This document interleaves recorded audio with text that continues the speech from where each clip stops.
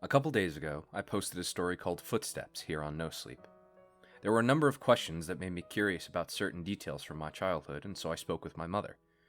Exacerbated by my question, she said, "Why don't you just tell them about the goddamn balloons if they're so interested?" As soon as she said that, I remembered so much about my childhood that I'd forgotten. This story will provide some greater context for the previous story, which I think you should read first. Though the order isn't of vital importance, reading that story first will put you in my place more effectively, since I remember the events of Footsteps first. So, if you have questions or anything, feel free to ask and I'll try to answer them. Also, both stories are long, so heads up on that. I'm just hesitant to leave out any details that might be important.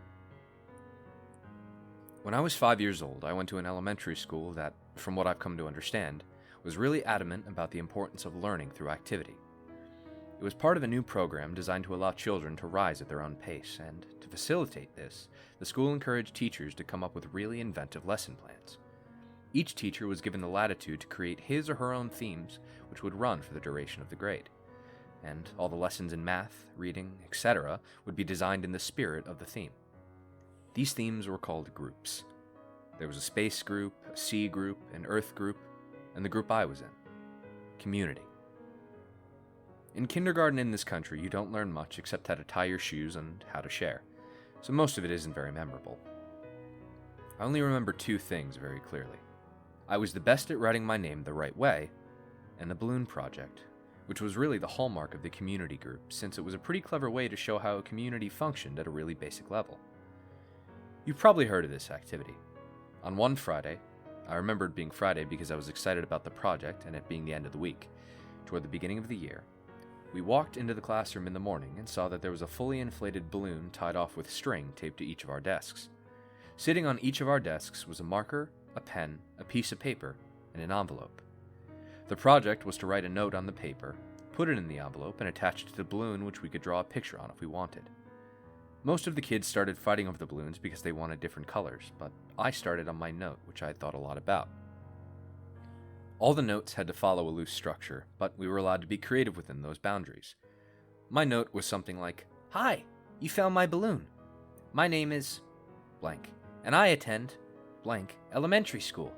You can keep the balloon, but I hope you write me back. I like Mighty Max, exploring, building forts, swimming, and friends. What do you like? Write me back soon. Oh, here's $1 for the mail." On the dollar, I wrote 4 stamps right across the front, which my mom said was unnecessary, but I thought it was genius, so I did it. The teacher took a Polaroid of each of us with our balloons and had us put them in the envelope along with our letter. They also included another letter that I assume explained the nature of the project and sincere appreciation for anyone's participation in writing back and sending photos of their city or neighborhood. That was the whole idea, to build a sense of community without having to leave the school, and to establish safe contact with other people. It seemed like such a fun idea. Over the next couple weeks, the letters started to roll in. Most came with pictures of different landmarks, and each time a letter would come in, the teacher would pin the picture on a big wall map we had put up showing where the letter had come from and how far the balloon had traveled. It was a really smart idea because we actually looked forward to coming to school to see if we had gotten our letter. For the duration of the year, we had 1 day a week where we could write back to our Penpal or another student's Penpal in case our letter hadn't come in yet. Mine was one of the last to arrive. When I came into the classroom, I looked at my desk and, once again, didn't see any letter waiting for me. But as I sat down, the teacher approached me and handed me an envelope. I must have looked so excited because as I was about to open it, she put her hand on mine to stop me and said, "Please don't be upset." I didn't understand what she meant. Why would I be upset now that my letter had come? Initially, I was mystified that she would have even known what was in the envelope, but now I realized that, of course, the teachers had screened the contents to make sure there was nothing obscene. But all the same, how could I be disappointed? When I opened the envelope, I understood. There was no letter. The only thing in the envelope was a Polaroid, but I couldn't really make out what it was. It looked like a patch of desert, but it was too blurry to decipher it. It appeared as if the camera had been moved while the picture was being taken. There was no return address, so I couldn't even write back if I wanted to. I was crushed. The school year pressed on, and the letters had stopped coming for nearly all the other students. After all, you can only continue our written correspondence with a kindergartner for so long. Everyone, including myself, had lost interest in the letters almost completely. Then, I got another envelope. My excitement was rejuvenated, and I reveled in the fact that I was still getting a letter when most of the other pen pals had abandoned their involvement. It made sense that I received another delivery. There had been nothing but a blurry picture in the first one, so it was probably to make up for that. But again, there was no letter at all. Just another picture. This one was more distinguishable, but I still didn't understand it. The photograph was angled way up, catching the top corner of a building, and the rest of the image was distorted by a lens flare from the sun. Because the balloons didn't travel very far, and because they were all launched on the same day, the board became a bit cluttered, so the policy for students still exchanging letters became that they could take the photographs home.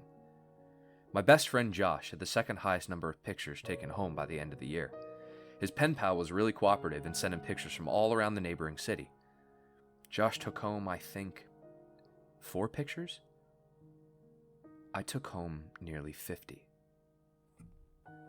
The envelopes were all opened by the teacher, but after a while I stopped even looking at the pictures.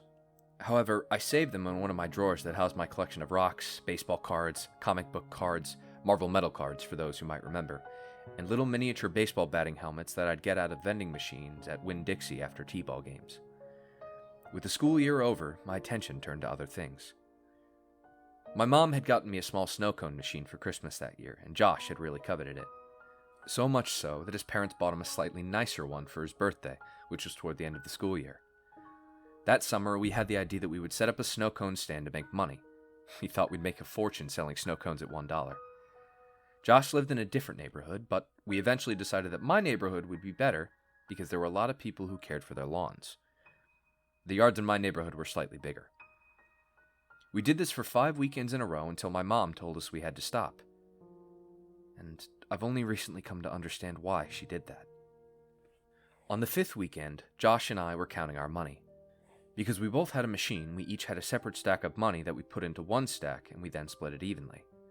We had made a total of $16 that day, and as Josh paid out my 5th dollar, a feeling of profound surprise consumed me. The dollar said, "for stamps." Josh noticed my shock and asked if he had miscounted. I told him about the dollar, and he said, "Oh, that's so cool, man!" As I thought about it, I came to agree. The idea that the dollar had made it right back to me after exchanging so many hands floored me. I rushed inside to tell my mom, but my excitement, coupled with her being distracted by a phone call, made my story incomprehensible, and she simply responded by saying, "Oh wow, that's neat." Frustrated, I ran back outside and told Josh I had something to show him. Back in my room, I opened the drawer and took out the stack of envelopes and showed him some of the pictures.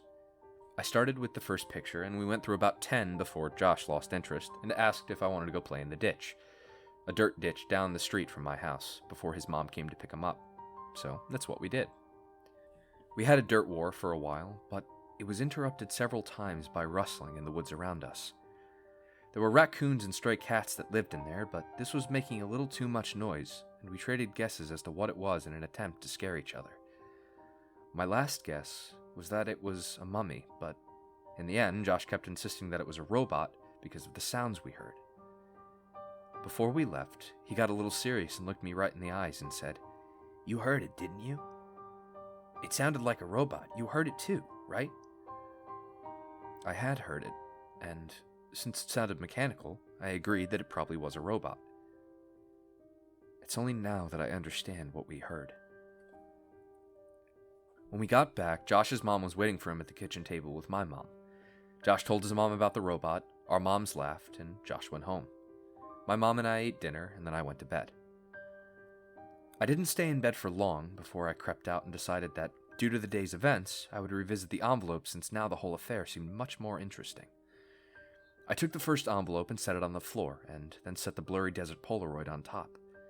I laid the second envelope right next to it and placed the oddly angled Polaroid of a building's top corner on top, and did this with each picture until they formed a grid that was about 5 by 10.